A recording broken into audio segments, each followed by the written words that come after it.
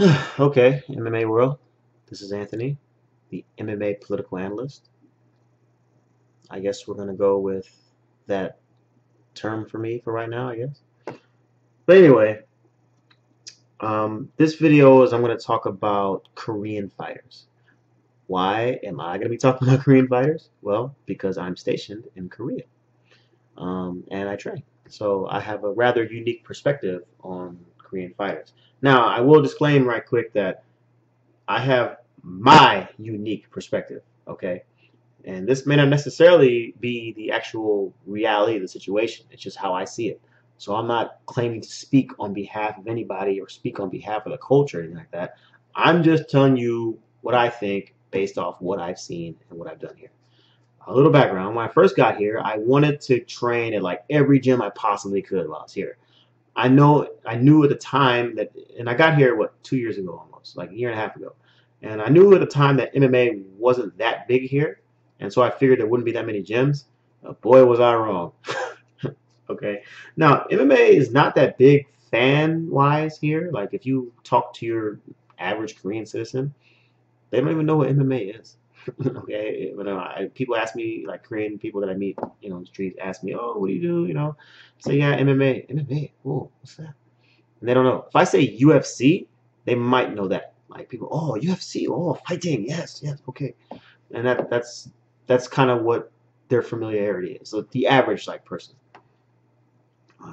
Although, even though it's not that big fan wise, in terms of like training and gyms and whatnot, it's huge. There's fighters all over the place here, which I never knew until I got here. It was interesting. So um, I haven't even come close to meeting my goal of going to all these gyms. I've been to maybe 5 or 6 gyms, and then right now I've kind of trained consistently at 2 of them. Although there's a couple of gyms I still want to visit before I leave here. I've only got 3 months left in Korea, so there's a couple of gyms I want to visit. But the two that I mainly go to now, one of them is called Fight for What MMA. It's here in Uijeonbu. That's where I live, Uijeonbu, which is like a suburb of Seoul. Now, suburb being relative because this city has like 120, 130,000 people or something crazy like that. So it's a huge, like, well, what they consider to be suburb, but it's really like a city. And it's just north of Seoul. And that gym is kind of like more of a beginner-ish type gym. It's more focused on jiu-jitsu. It's more of like a jiu-jitsu gym. The instructor there has a great like gi program that he puts on. I think he's a purple belt. He's actually training for the big tournament out here, I think soon. But he does do like a kind of MMA program on the side, and that's where I go work out, get a good workout in. I spar, but usually I'm sparring against guys who are like 16, 17 years old, and they don't, they're still relatively new. Although they had like a kickboxer dude in there for a while. He was legit, son. But I haven't seen him there in a while. But he didn't really have that much ground skills, but his striking was nasty. Um, but it's a good workout, and I enjoy going there. The coach there is a really good guy. The other gym I go to consistently is known as Zombie MMA. Yes, the Korean Zombie, as in that's his gym that he owns.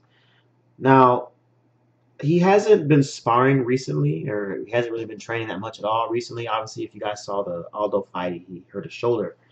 But recently, like the last 2 or 3 times I've been there, he actually gets on the mat every once in a while. And he's been rolling a little bit and actually doing some drills, and I think he even saw him spar a couple times. But uh, he's been taking it slow the majority of the time I've been here. So I don't really get to see him training that much. So that's my perspective. And I've also been to Korean Top Team, which is the other big gym here, the one that everybody knows, Korean Top Team. A lot of the top Korean fighters train there. And I guess I'll start with my take on Korean fighters by talking to you about my experience there. When I went back there, this was maybe last spring. This was a long time ago. I saw this huge dude in there, right? I didn't know who he was at the time, but I remember him being enormous, right? And I went to the pro training. Now in Korea, you can actually just walk into the professional training, right? You can just walk in as a dude off the street, just walk in and start training to the pro class, right? Now in the States, that's unheard of in a lot of places, especially these big gyms. Like you can't just walk into Team Alpha Male and then just be like, all right, what's up? I'm here to train with Uriah Faber and Chad Mendez. Yeah, let's get it. Like, who the hell are you, right? But in Korea, you can. You can just walk in and start training. And that's basically what happened. Now, I had went to some of the classes, so they knew my face. They knew I was there. And one of the guys was just kind of like, hey, you should go to the MMA training like tomorrow or whatever. And I'm all like, what? I can just go? They're like, yeah, just go. So I'm like, okay, dude. So I just went there and showed up, and there I was. Anyway, I saw this huge Korean dude. I'm like, who is this? This guy's nasty, right? And he's very technical, like long reach, and he's just tagging dudes from the outside. He's moving around. He got good footwork, and I'm like, man, who is this dude? And then I see him on a UFC card a few months later, and I'm like, Hyungwoo Lim? You know him as Hyungwoo Lim, right? And if you go back and watch his fight, this guy is an absolute savage, right? I mean, in his first fight in the UFC, or actually, I want to say maybe it was the second fight in the UFC, and he crushed some dude, just throwing haymakers and flying knees and all kind of wild stuff. And I'm like, wait a minute, that's not the same dude I saw in the gym. The guy I saw in the gym was like, technical. He was moving back and forth, using his reach, throwing straight punches. This supposedly same guy is throwing haymakers. He's fighting wild. I mean, he's being effective. Don't get me wrong. He's winning. I'm not hating on the guy. I'm just saying, like, I don't know how you went from this guy in the gym to that guy in a fight, just like that. I thought it was very interesting. I was like, man, what is going on here? And so that was my first experience with that, like Korean fighters, like, you know, the culture is very meticulous, very meticulous. I mean, one of those times I went to Korean Top Team, what we did was the whole fight team sat down and watched a fight. I remember we watched a fight. We watched Damian Maya. No. We watched John Fitch versus Eric Silva. Eric Silva, John Fitch. We actually watched that fight. That was like the intro to the class. And then they took us over to the mats and took us over to the wall mats, and we practiced one of those techniques that John Fitch used on Eric Silva over and over and over and over and over again. Like the entire time I was there, like 2 hours, that one technique. And then finally we started sparring and then did conditioning. But that's how they roll, man. They are like meticulous as all hell. And it's like, so you see why, like when they train, they're so technical, because that's just how they roll. They're like boom, boom, boom, boom, boom. That's just how they roll. Even where I work here in the Katusa training academy, where I don't know if I explain this, but basically we have these English-speaking soldiers who are in the Korean army, right? They're in the Korean army, and they do their service with the U.S. Army because it's mandatory for them, right? It's mandatory. They have to join their army, but they can do it with us, with the U.S. Army.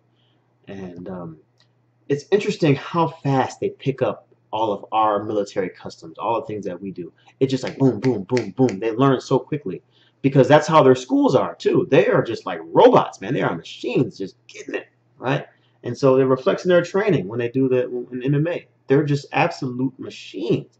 And the people are like that too. Your average citizen. I know people who live here in Korea. I know a few people like this, not just one or two, who get on a train.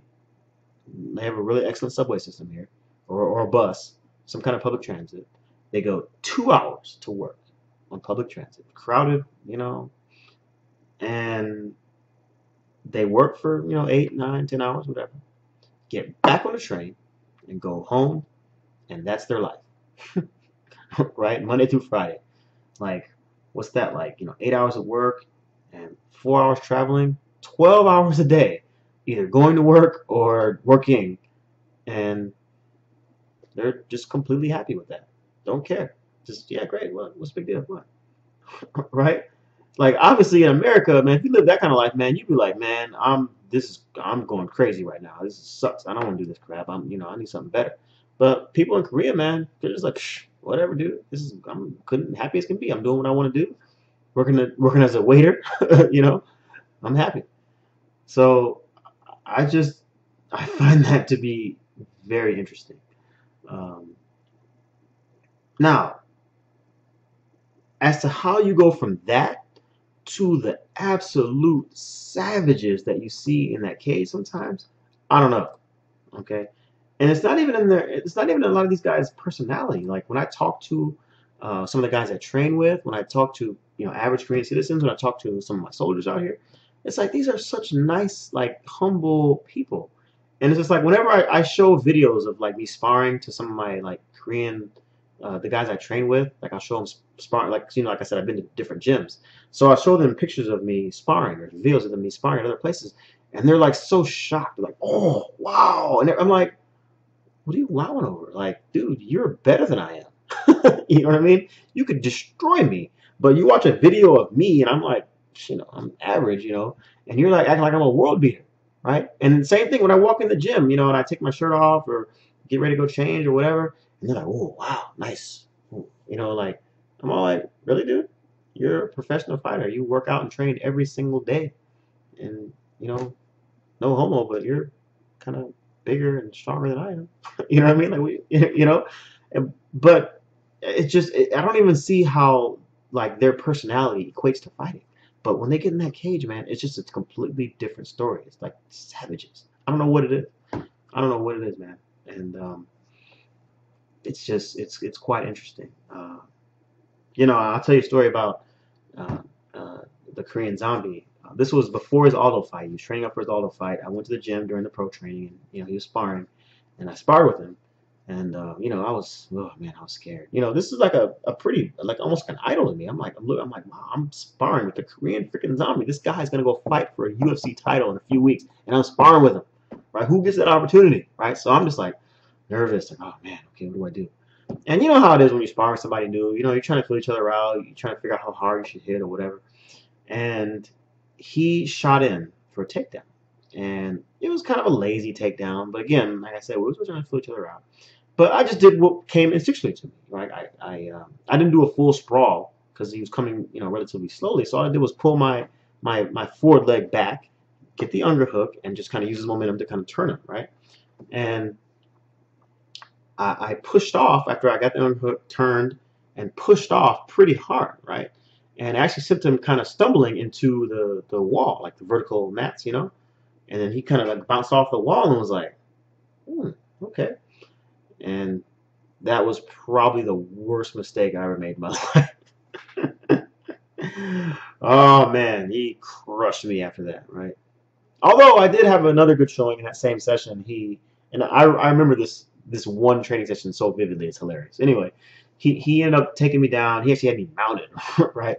And he went for an armbar from mount, and I was able to block or to block the armbar basically, and I was able to roll on top, stack him, and get out, stand up. So now I'm standing over him, right? He's on the ground, and I'm standing over, trying to pass his guard, standing over him.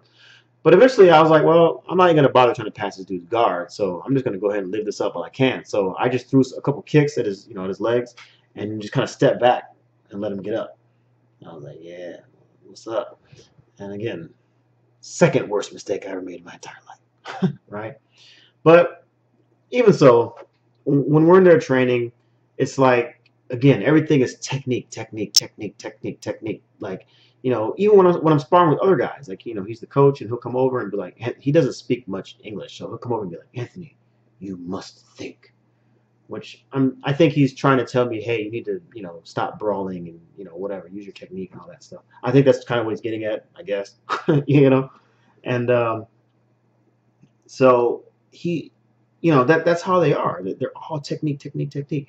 But again, even when we see Korean Zombie get in the cage, he's a savage, savage fighter. Now, I'm not saying he doesn't use technique. I mean, he's choking dudes out with dart chokes, and he's doing twisters and stuff like that. But I mean, especially like in the striking battles, man, this guy's crazy, right? And he loves it. And I just don't know where that comes from. I don't know what it is. It's not something that I see in their culture on a day-to-day basis. It's not something that I see even the potential for, like, because they're really shy away from any type of violence, like, as a culture for the most part. Very shy of violence, anything violent. I show guys, people on the street, my fighting videos, like, oh, too dangerous, so I don't like that, I'm like, just train, man, no big deal. So it's interesting culture, interesting dynamic, and I'm so happy that I had the opportunity to come out here, man, because you know so many stories of Korea, so many things I've done since I've been here. This is one of the best experiences I've ever had in my life, and the fact that I got to train with guys like the Korean Zombie, Hyungwoo, and people like that, just a huge opportunity for me. Um, so anyway, that's my take on the Korean fighter. Hopefully, it adds to your life in some way. But thanks for listening, and if you like this video, like the button, give it a push. But this is Anthony, the MMA political analyst. Talk to you.